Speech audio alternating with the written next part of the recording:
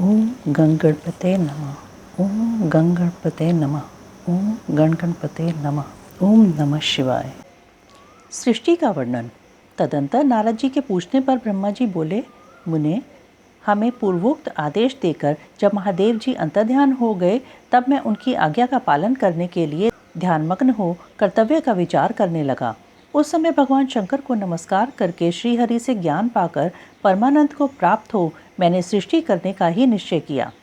तात भगवान विष्णु भी वहां सदाशिव को प्रणाम करके मुझे आवश्यक उपदेश दे तत्काल अदृश्य हो गए।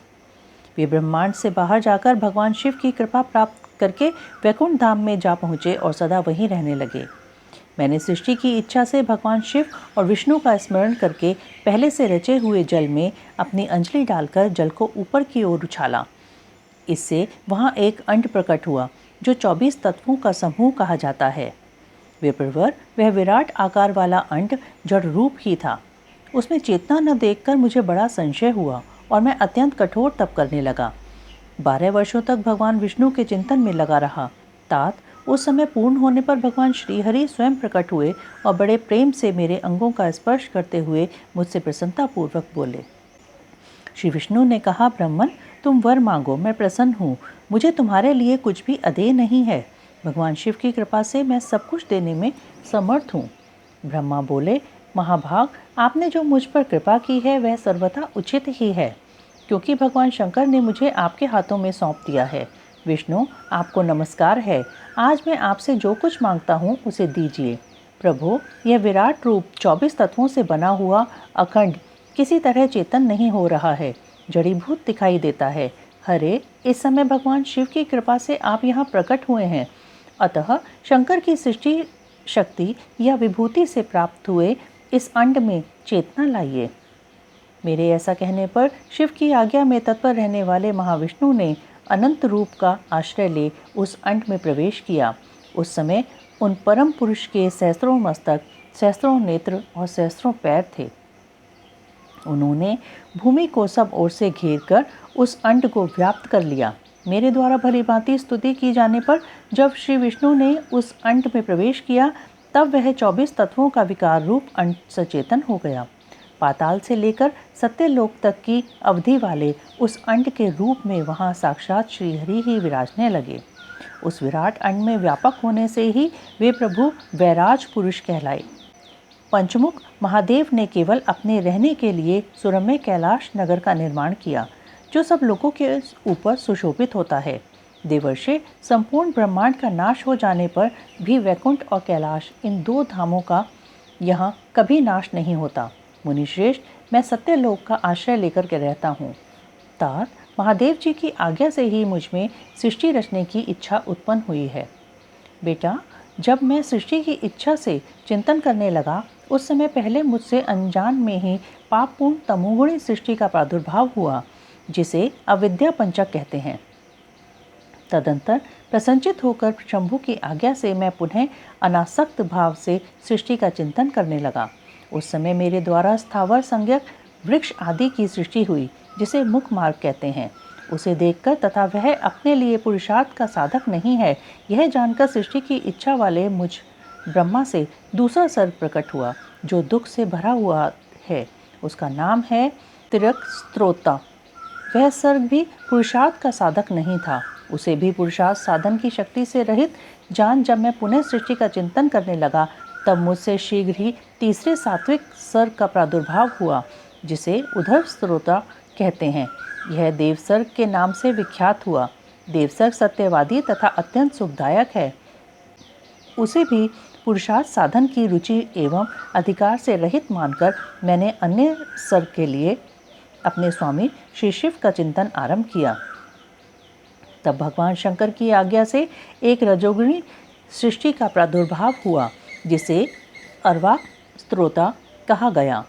इस सर्ग के प्राणी मनुष्य हैं, जो पुरुषार्थ साधन के उच्च अधिकारी हैं। तदंतर महादेव जी की आज्ञा से भूत आदि की सृष्टि हुई। इस प्रकार मैंने 5 तरह की वैकृत सृष्टि का वर्णन किया। इनके सिवा 3 प्राकृत सर्ग भी कहे गए हैं, जो मुझ ब्रह्मा के सानिध्य से प्रकृति से ही प्रकट हुए हैं। इनमें पहला महतत्व का सर्ग है, दूसरा सूक्ष्म भूतों अर्थात तन मात्राओं का सर्ग है और तीसरा वैकारिक सर्ग कहलाता है। इस तरह ये 3 प्राकृत सर्ग हैं। प्राकृत और वैकृत दोनों प्रकार के सर्गों को मिलाने से 8 सर्ग होते हैं। इनके सिवा 9वां कौमार सर्ग है जो प्राकृत और वैकृत भी है। इन सबके अवान्तर भेद का मैं वर्णन नहीं कर सकता क्योंकि उसका उपयोग बहुत थोड़ा है। अब द्विजात्मक सर्ग का प्रतिपादन करता हूँ। इसी का दूसरा नाम कौमार सर्ग है, जिसमें सनक सनंदन आदि कुमारों की महत्वपूर्ण सृष्टि हुई है। सनक आदि मेरे 4 मानस पुत्र हैं जो मुझ ब्रह्मा के ही समान हैं। वे महान वैराग्य से संपन्न तथा उत्तम व्रत का पालन करने वाले हुए। उनका मन सदा भगवान शिव के चिंतन में ही लगा रहता है। वे संसार से विमुख एवं ज्ञानी हैं। उन्होंने मेरे आदेश देने पर भी सृष्टि के कार्य में मन नहीं लगाया। मुनिश्रेष्ठ नारद सनकादि कुमारों के दिए हुए नकारात्मक उत्तर को सुनकर मैंने बड़ा भयंकर क्रोध प्रकट किया। उस समय मुझ पर मोह छा गया। उस अवसर पर मैंने मन ही मन भगवान विष्णु का स्मरण किया। वे शीघ्र ही आ गए और उन्होंने समझाते हुए मुझसे कहा, तुम भगवान शिव की प्रसन्नता के लिए तपस्या करो। मुनिश्रेष्ठ श्रीहरि ने जब मुझे ऐसी शिक्षा दी तब मैं महाघोर एवं उत्कृष्ट तप करने लगा। सृष्टि के लिए तपस्या करते हुए मेरी दोनों भौहें और नासिका के मध्य भाग से जो उनका अपना ही अविमुक्त नामक स्थान है, महेश्वर की 3 मूर्तियों में से अन्यतम पूर्णांश सर्वेश्वर एवं दया सागर भगवान शिव अर्धनारीश्वर रूप में प्रकट हुए, जो जन्म से रहित तेज की राशि सर्वज्ञ तथा सर्वस्त्रष्टा हैं। उन नील लोहित नामधारी साक्षात उमा वल्लभ शंकर को सामने देख बड़ी भक्ति से मस्तक झुका उनकी स्तुति करके मैं बड़ा प्रसन्न हुआ और उन देव देवेश्वर से बोला, प्रभु आप भांति भांति के जीवों की सृष्टि कीजिए। मेरी वह बात सुनकर उन देवादिदेव महेश्वर रुद्र ने अपने ही समान बहुत से रुद्रगणों की सृष्टि की। तब मैंने अपने स्वामी महेश्वर महारुद्र से फिर कहा, देव आप ऐसे जीवों की सृष्टि कीजिए जो जन्म और मृत्यु के भय से युक्त हों। मुनिश्रेष्ठ मेरी ऐसी बात सुनकर करुणा सागर महादेव जी हंस पड़े और तत्काल इस प्रकार बोले। महादेव जी ने कहा, विधाता मैं जन्म और मृत्यु के भय से युक्त अशोभन जीवों की सृष्टि नहीं करूँगा, क्योंकि वे कर्मों के अधीन हो दुख के समुद्र में डूबे रहेंगे। मैं तो दुख के सागर में डूबे हुए उन जीवों का उद्धार मात्र करूँगा। गुरु का स्वरूप धारण करके उत्तम ज्ञान प्रदान कर उन सबको संसार सागर से पार करूँगा। प्रजापति दुख में डूबे हुए सारे जीव की सृष्टि तो तुम ही करो। मेरी आज्ञा से इस कार्य में प्रवृत्त होने के कारण तुम्हें माया नहीं बांध सकेगी। मुझसे ऐसा कहकर श्रीमान भगवान नील लोहित महादेव मेरे देखते देखते अपने पार्षदों के साथ वहां से तत्काल तिरोहित हो गए। स्वयंभुव मनु और शत्रुपा की, ऋषियों की तथा दक्ष कन्याओं की संतानों का वर्णन तथा सती और शिव की महत्ता का प्रतिपादन। ब्रह्मा जी कहते हैं, नारद तदंतर मैंने शब्द तन मात्रा आदि सूक्ष्म भूतों को स्वयं ही पंचीकृत करके अर्थात उन 5 का परस्पर सम्मिश्रण करके उनसे स्थूल आकाश, वायु, अग्नि, जल और पृथ्वी की सृष्टि की। पर्वतों, समुद्रों और वृक्षों आदि को उत्पन्न किया। कला से लेकर युग पर्यंत जो काल विभाग है उनकी रचना की। मुने उत्पत्ति और विनाश वाले और भी बहुत से पदार्थों का मैंने निर्माण किया, परंतु इससे मुझे संतोष नहीं हुआ। तब शाम शिव का ध्यान करके मैंने साधन परायण पुरुषों की सृष्टि की। अपने दोनों नेत्रों के मरीचि को, हृदय से भृगु को, सिर से अंगिरा को, व्यान वायु से मुनिश्रेष्ठ पुलह को, उदान वायु से पुलस्त्य को, समान वायु से वशिष्ठ को, अपान से क्रतु को, दोनों कानों से अत्रि को, प्राणों से दक्ष को, गोद से तुम को, छाया से कर्दम मुनि को तथा संकल्प से समस्त साधनों के साधन धर्म को उत्पन्न किया। मुनिश्रेष्ठ इस तरह इन उत्तम साधकों की सृष्टि करके महादेव जी की कृपा से मैंने अपने आप को कृतार्थ माना। तात तत्पश्चात संकल्प से उत्पन्न हुए धर्म मेरी आज्ञा से मानव रूप धारण करके साधकों की प्रेरणा से साधन में लग गए। इसके बाद मैंने अपने विभिन्न अंगों से देवता, असुर आदि के रूप में असंख्य पुत्रों की सृष्टि करके उन्हें भिन्न भिन्न शरीर प्रदान किए। मुने तदंतर अंतरात्मी भगवान शंकर की प्रेरणा से अपने शरीर को 2 भागों में विभक्त करके मैं 2 रूप वाला हो गया। नारद, आधे शरीर से मैं स्त्री हो गया और आधे से पुरुष। उस पुरुष ने उस स्त्री के गर्भ से सर्व साधन समर्थ उत्तम जोड़े को उत्पन्न किया। उस जोड़े में जो पुरुष था वही स्वयंभुव मनु के नाम से प्रसिद्ध हुआ। स्वयंभुव मनु उच्च कोटि के साधक हुए तथा जो स्त्री हुई वह शत्रुपा कहलाई। वह योगिनी एवं तपस्विनी हुई।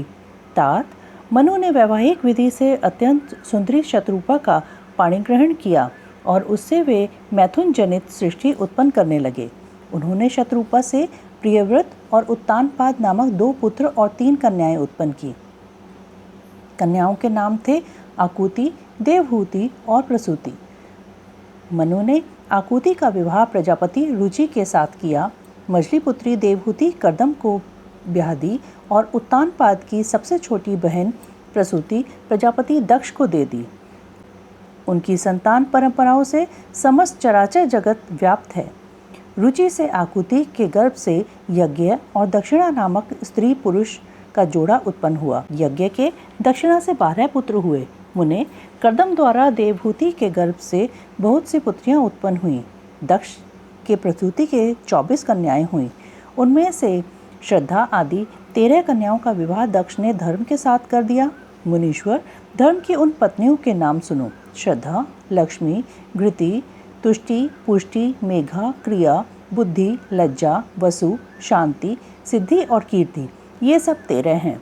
इनमें छोटी जो शेष 11 सुलोचना कन्याएं थीं, उनके नाम इस प्रकार हैं: ख्याति, सती, संभूति, स्मृति, प्रीति, क्षमा, सन्नति, अनसुया, ऊर्जा, स्वाहा और स्वधा। भृगु, शिव, मरीचि, अंगिरा मुनि, पुलस्त्य, पुलह, मुनिश्रेष्ठ, क्रतु, अत्रि, वशिष्ठ, अग्नि और पितरों ने क्रमशः इन ख्याति आदि कन्याओं का पाणिग्रहण किया। भृगु आदि मुनिश्रेष्ठ साधक हैं। इनकी संतानों से चराचर प्राणियों सहित सारी त्रिलोकी भरी हुई है। इस प्रकार अंबिकापति महादेव जी की आज्ञा से अपने पूर्व कर्मों के अनुसार बहुत से प्राणी असंख्य श्रेष्ठ द्विजों के रूप में उत्पन्न हुए। कल्पभेद से दक्ष के 60 कन्याएं बताई गई हैं। उनमें से 10 कन्याओं का विवाह उन्होंने धर्म के साथ किया। 27 कन्याएं चंद्रमा को ब्याह दी और विधि पूर्वक 13 कन्याओं के हाथ दक्ष ने कश्यप के हाथ में दे दिए। नारद, उन्होंने 4 कन्याएं श्रेष्ठ रूप वाले ताक्षर को ब्याह दी तथा भृगु, अंगिरा और कृशाश्व को 2-2 कन्याएं अर्पित की। उन स्त्रियों से उनके पतियों द्वारा बहुसंख्यक चराचर प्राणियों की उत्पत्ति हुई। मुनिश्रेष्ठ, दक्ष ने महात्मा कश्यप को जिन 13 कन्याओं का विधि पूर्वक दान दिया था, उनकी संतानों से सारी त्रिलोकी व्याप्त है। स्थावर और जंगम कोई भी सृष्टि ऐसी नहीं है जो कश्यप की संतानों से शून्य हो। देवता, ऋषि, दैत्य, वृक्ष, पक्षी, पर्वत तथा तृणलता आदि सभी कश्यप पत्नियों से पैदा हुए हैं। इस प्रकार दक्ष कन्याओं की संतानों से सारा चराचर जगत व्याप्त है। पाताल से लेकर सत्यलोक पर्यंत समस्त ब्रह्मांड निश्चय ही उनकी संतानों से सदा भरा रहता है, कभी खाली नहीं होता। इस तरह भगवान शंकर की आज्ञा से ब्रह्मा जी ने भली भांति सृष्टि की पूर्व काल में सर्वव्यापी शंभु ने जिन्हें तपस्या के लिए प्रकट किया था तथा रुद्रदेव ने त्रिशूल के अग्रभाग पर रखकर जिनकी सदा रक्षा की है, वे ही सती देवी को हित का कार्य संपादित करने के लिए दक्ष से प्रकट हुई थीं। उन्होंने भक्तों के उद्धार के लिए अनेक लीलाएं की। इस प्रकार देवी शिवा ही सती होकर भगवान शंकर से ब्याही गईं, किंतु पिता के यज्ञ में पति का अपमान देख उन्होंने अपने शरीर को त्याग दिया और फिर उसे ग्रहण नहीं किया। वे अपने परम पद को प्राप्त हो गईं। फिर देवताओं की प्रार्थना से वे ही शिवा पार्वती रूप में प्रकट हुईं और बड़ी भारी तपस्या करके पुनः भगवान शिव को उन्होंने प्राप्त कर लिया। मुनीश्वर, इस जगत में उनके अनेक नाम प्रसिद्ध हुए। उनके कालिका, चंडिका, भद्रा, चामुंडा, विजया, जया, जयंती, भद्रकाली, दुर्गा, भगवती, कामाख्या, कामदा, अम्बा, मृडानी और सर्वमंगला आदि अनेक नाम हैं। जो भोग और मोक्ष देने वाले हैं। ये सभी नाम उनके गुण और कर्मों के अनुसार हैं। मुनिश्रेष्ठ नारद, इस प्रकार मैंने सृष्टि क्रम का तुमसे वर्णन किया है। ब्रह्मांड का यह सारा भाग भगवान शिव की आज्ञा से मेरे द्वारा रचा गया है। भगवान शिव को परब्रह्म परमात्मा कहा गया है। मैं विष्णु तथा रुद्र, ये 3 देवता गुण भेद से उन्हीं के रूप बतलाए गए हैं। वे मनोरम शिवलोक में शिवा के साथ स्वच्छंद विहार करते हैं। भगवान शिव स्वतंत्र परमात्मा हैं, निर्गुण और सगुण भी वही हैं। यज्ञदत्त कुमार को भगवान शिव की कृपा से कुबेर पद की प्राप्ति तथा उनकी भगवान शिव के साथ मैत्री। सूत जी कहते हैं, मुनीश्वरों, ब्रह्मा जी की यह बात सुनकर नारद जी ने विनय पूर्वक उन्हें प्रणाम किया और पुनः पूछा, भगवान भक्तवत्सल भगवान शंकर कैलाश पर्वत कब गए और महात्मा कुबेर के साथ उनकी मैत्री कब हुई? परिपूर्ण मंगल विग्रह महादेव जी ने वहाँ क्या किया, यह सब मुझे बताइए। इसे सुनने के लिए मेरे मन में बड़ा कौतूहल है। ब्रह्मा जी ने कहा, नारद सुनो, चंद्रमौली भगवान शंकर के चरित्र का वर्णन करता हूँ। वे कैसे कैलाश पर्वत पर गए और कुबेर की उनके साथ किस प्रकार मैत्री हुई, यह सब सुनाता हूँ।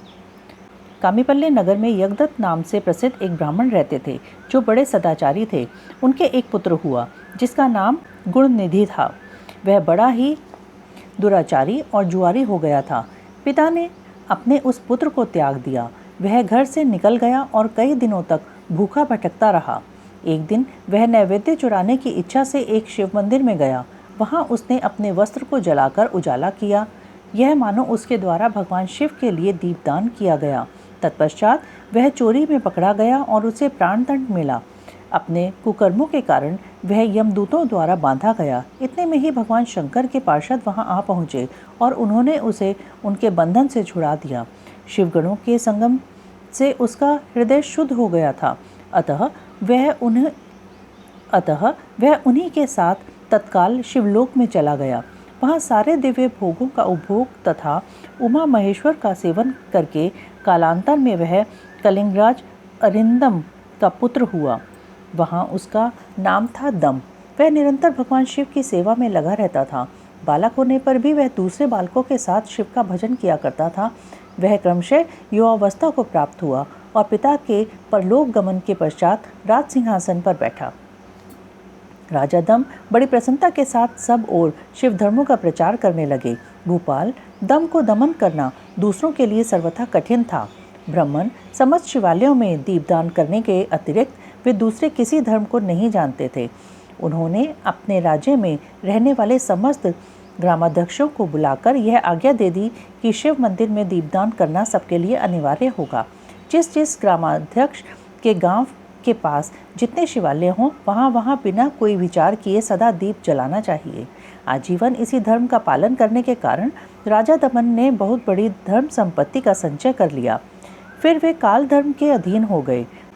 दीपदान की वासना से युक्त होने के कारण उन्होंने शिवालयों में बहुत से दीप जलवाए और उसके फलस्वरूप जन्मांतर में वे रत्नमय दीपों की प्रभा के आश्रय हो अलकापुरी के स्वामी हुए। इस प्रकार भगवान शिव के लिए किया हुआ थोड़ा सा भी पूजन या आराधन समयानुसार महान फल देता है। ऐसा जानकर उत्तम सुख की इच्छा रखने वाले लोगों को शिव का भजन अवश्य करना चाहिए। वह दीक्षित का पुत्र, जो सदा सब प्रकार के अधर्मों में ही रचा पचा रहता था, दैव योग से शिवालय में धन चुराने के लिए गया और उसने स्वार्थवश अपने कपड़े को दीपक की बत्ती बनाकर उसके प्रकाश से शिवलिंग के ऊपर का अंधेरा दूर कर दिया। इस सत्कर्म के फलस्वरूप वह कलिंग देश का राजा हुआ और धर्म में उसका अनुराग हो गया। फिर दीप की वासना का उदय होने से शिवालयों में दीप जलवाकर उसने वह दिक्पाल का पद पा लिया। मुनीश्वर, देखो तो सही, कहाँ उसका वह कर्म और कहाँ यह दिक्पाल की पदवी जिसका यह मानव धर्म प्राणी इस समय यहाँ उपभोग कर रहा है। तात, यह तो उसके ऊपर शिव के संतुष्ट होने की बात बताई गई। अब एकचित होकर यह सुनो कि किस प्रकार सदा के लिए उसकी भगवान शिव के साथ मित्रता हो गई। मैं इस प्रसंग का तुमसे वर्णन करता हूँ। नारद, पहले के पानकल्प की बात है। मुझ ब्रह्मा के मानसपुत्र पुलस्त्य से विश्रवा का जन्म हुआ और विश्रवा के पुत्र वैष्णव कुबेर हुए। उन्होंने पूर्व काल में अत्यंत उग्र तपस्या के द्वारा त्रिनेत्रधारी महादेव की आराधना करके विश्वकर्मा की बनाई हुई इस अलकापुरी का उपभोग किया। जब वह कल्प व्यतीत हो गया और मेघवाहन कल्प आरंभ हुआ, उस समय वह यज्ञदत्त का पुत्र, जो प्रकाश का दान करने वाला था, कुबेर के रूप में अत्यंत दुस्सह तपस्या करने लगा। दीपदान मात्र से मिलने वाली शिव भक्ति के प्रभाव को जानकर वह शिव की चित प्रकाशिका काशीपुरी में गया और अपने चित्रूपी रत्नमय प्रदीपों से 11 रुद्रों को उद्बोधित करके अनन्य भक्ति एवं स्नेह से संपन्न हो वह तन्मयता पूर्वक शिव के ध्यान में मग्न हो निश्चल भाव से बैठ गया। जो शिव की एकता का महान पात्र है, तत्रूपी अग्नि से बड़ा हुआ काम क्रोध आदि महाविघ्न रूपी पतंगों के आघात से शून्य है। प्राण निरोध रूपी वायु शून्य स्थान में निश्चल भाव से प्रकाशित है। निर्मल दृष्टि के कारण स्वरूप से भी निर्मल है तथा सद्भाव रूपी पुष्पों से जिसकी पूजा की गई है। ऐसे शिवलिंग की प्रतिष्ठा करके वह तब तक तपस्या में लगा रहा जब तक उसके शरीर में केवल अस्थि और चर्म मात्र ही अवशिष्ट नहीं रह गए। इस प्रकार उसने 10,000 वर्षों तक तपस्या की। तदंतर विशालाक्षी पार्वती देवी के साथ भगवान विश्वनाथ कुबेर के पास आए। उन्होंने प्रसन्नचित्त से अलकापति की ओर देखा। वे शिवलिंग में मन को एकाग्र करके टूटे काठ की भांति स्थिर भाव से बैठे थे। भगवान शिव ने उनसे कहा, अलकापते, मैं वर देने के लिए उद्यत हूँ, तुम अपना मनोरथ बताओ। यह वाणी सुनकर तपस्या के धनी कुबेर ने जो ही आंखें खोलकर देखा, त्यों ही उमा वल्लभ भगवान श्रीकंठ सामने खड़े दिखाई दिए। वे उदय काल के सहस्रों सूर्यों से भी अधिक तेजस्वी थे और उनके मस्तक पर चंद्रमा अपनी चांदनी बिखेर रहे थे। भगवान शंकर के तेज से उनकी आंखें चौंधिया गईं। उनका तेज प्रतिहत हो गया और वे नेत्र बंद करके मनोरथ से भी परे विराजमान देव देवेश्वर शिव से बोले, नाथ, मेरे नेत्रों को वह दृष्टि शक्ति दीजिए जिससे आपके चरणार बिंदों का दर्शन हो सके। स्वामिन, आपका प्रत्यक्ष दर्शन हो, यही मेरे लिए सबसे बड़ा वर है। ईश, दूसरे किसी वर से मेरा क्या प्रयोजन है। चंद्रशेखर, आपको नमस्कार है। कुबेर की यह बात सुनकर देवादिदेव उमापति ने अपने हथेली से उनका स्पर्श करके उन्हें देखने की शक्ति प्रदान की। दृष्टि शक्ति मिल जाने पर यज्ञदत्त के उस पुत्र ने आंखें फाड़ कर पहले उमा की ओर ही देखना आरंभ किया। वह मन ही मन सोचने लगा, भगवान शंकर के समीप यह सर्वांग सुंदरी कौन है?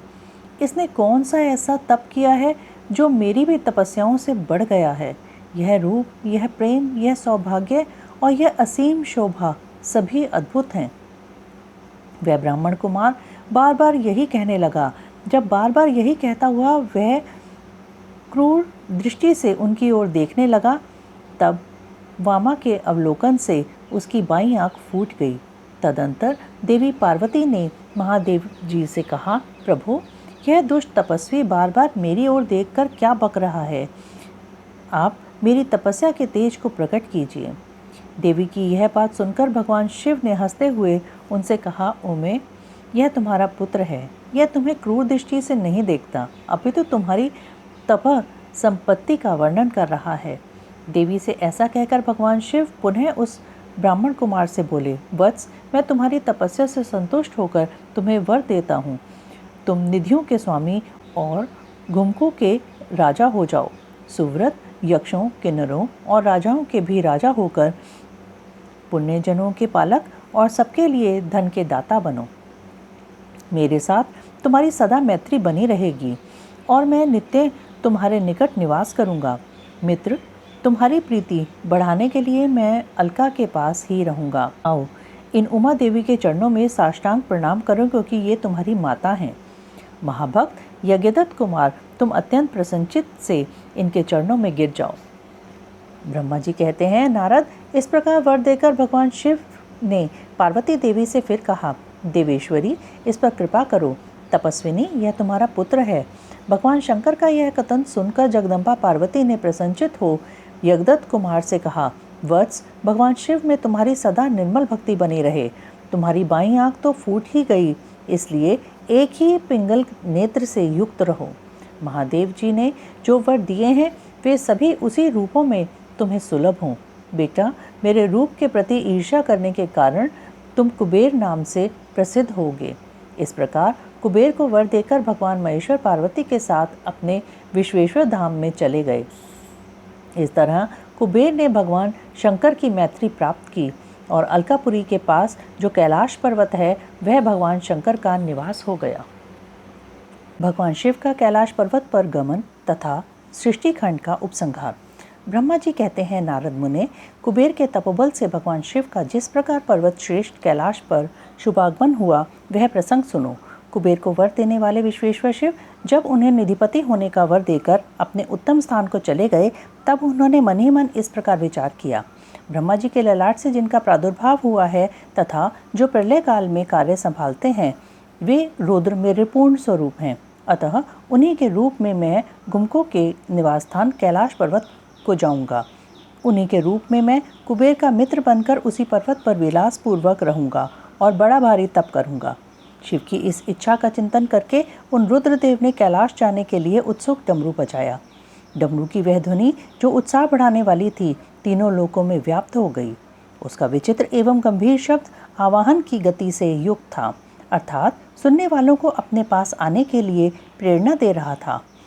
उस ध्वनि को सुनकर मैं तथा श्री विष्णु आदि सभी देवता, ऋषि, मूर्तिमान, आगम, निगम और सिद्ध वहां आ पहुँचे। देवता और असुर आदि सब लोग बड़े उत्साह में भरकर वहां आए। भगवान शिव के समस्त पार्षद तथा सर्वलोक वंदित महाभाग गणपाल जहाँ कहीं भी थे वहां से आ गए। इतना कहकर ब्रह्मा जी ने वहां आए हुए गणपालों का नामोल्लेख पूर्वक विस्तृत परिचय दिया। फिर इस प्रकार कहना आरंभ किया। वे बोले, वहाँ असंख्य महाबली गणपाल पधारे। वे सबके सब सहस्रों भुजाओं से युक्त थे और मस्तक पर जटा का ही मुकुट धारण किए हुए थे। सभी चंद्रचूड़, नीलकंठ और त्रिलोचन थे। हार, कुंडल, केयूर तथा मुकुट आदि से अलंकृत थे। वे मेरे विष्णु के तथा इंद्र के समान तेजस्वी जान पड़ते थे। अणिमा आदि 8 सिद्धियों से घिरे थे तथा करोड़ों सूर्यों के समान उद्भासित हो रहे थे। उस समय भगवान शिव ने विश्वकर्मा को उस पर्वत पर निवासस्थान बनाने की आज्ञा दी।